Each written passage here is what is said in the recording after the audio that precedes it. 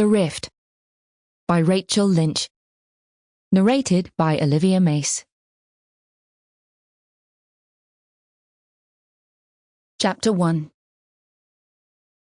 Major Helen Scott made her way to the embassy on foot, and took it slowly, not wanting to work up a sweat before she got there. The Paris summer was desperate to stick to her clothes, and she was grateful for the breeze that made her shirt billow and her hair waft.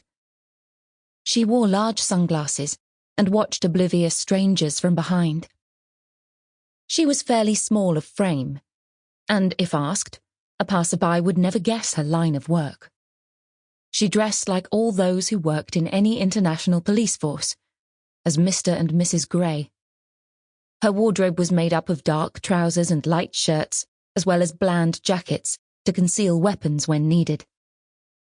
Her hair was light brown from the summer sun, and she only tied it back when working in the field, which, thanks to her success, she hadn't done for a while.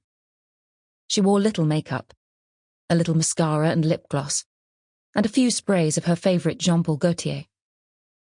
At 35, she felt at the height of her employability and walked with easy confidence. The district was a smart area of the city, full of young, upwardly mobile couples, cool families determined not to leave their fancy apartments for the suburbs once children arrived, and diplomats. The tall, white sandstone Hussman buildings provided shade, and she peered up to the balconies above, typical in their style and reminiscent of the upmarket Palermo district of Buenos Aires, where she'd stayed when she'd worked in close protection for the defense attaché there. Most, if not all, of the ornate iron-barred platforms were decorated lavishly with lush greenery and summer flowers, and a heady scent wafted down the street. She wondered what it might be like to live here and lead a sedentary life for a while as she ambled past the trees planted every couple of yards, offering further shelter and cooler air under their canopies. Always alert, she absorbed the lay of the streets, their corners, doorways, places to lurk undetected, and the cars driving too slowly. Few people walked the pavements, not only because those with any sense left the city in those hot summer months, but also this wasn't a tourist area, and no one strolled about taking pictures or seeking restaurants. It was a residential and business district.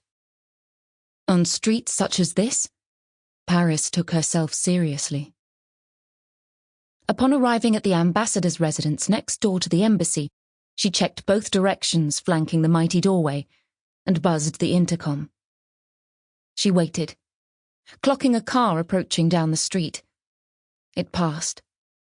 The outer door opened and she stepped inside, where she was greeted by a security guard who allowed her to enter into the initial security checking area.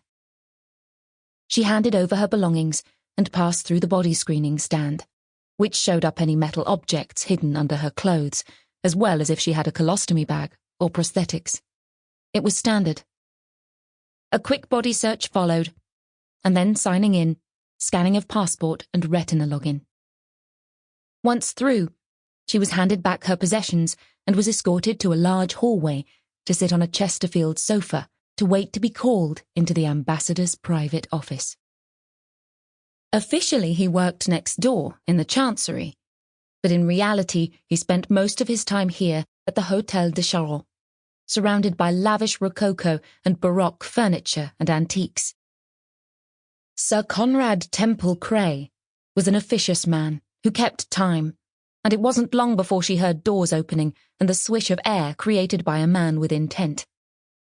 The diplomat had a long and illustrious career with the Home and Foreign Offices, and Helen had come across him several times in a professional capacity.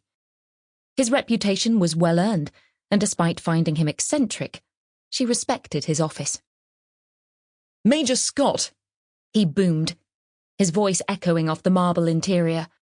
He extended his hand, and she stood to take it, matching his strength. He looked her in the eye and nodded. His skin was tanned, and the wrinkles etched deeply into the sides of his eyes and cheeks gave him the air of a smart grandad. He wore tweed, despite the weather outside, and corduroy trousers, together with a crisp white shirt and bright tie, no doubt bought by his wife. It was every civil servant's nod to individuality, a few flowers and stripes here and there. He led her into one of his no doubt numerous reception rooms, where there was a desk, filing cabinets, and a vast bookcase covering one wall.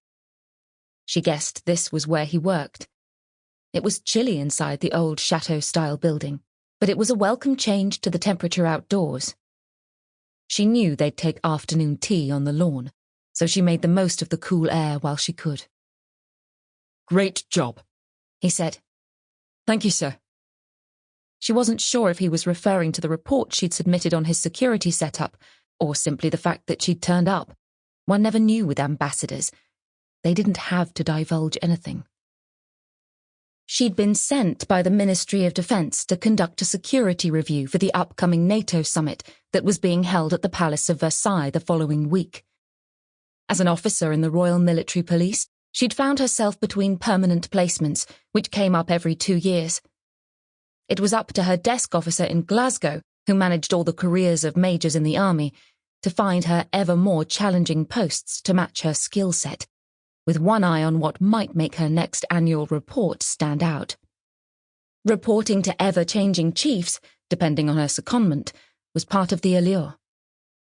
She looked around his office, at the paintings adorning the walls, the leather furnishings and the silverware, probably stolen from India. It was the same with any ancient government institution, grounded upon the great British Empire. The trappings followed the victories. She scolded herself for her cynicism, something that she was slipping into more frequently. Not for the first time did she wonder if her time in the military was finished.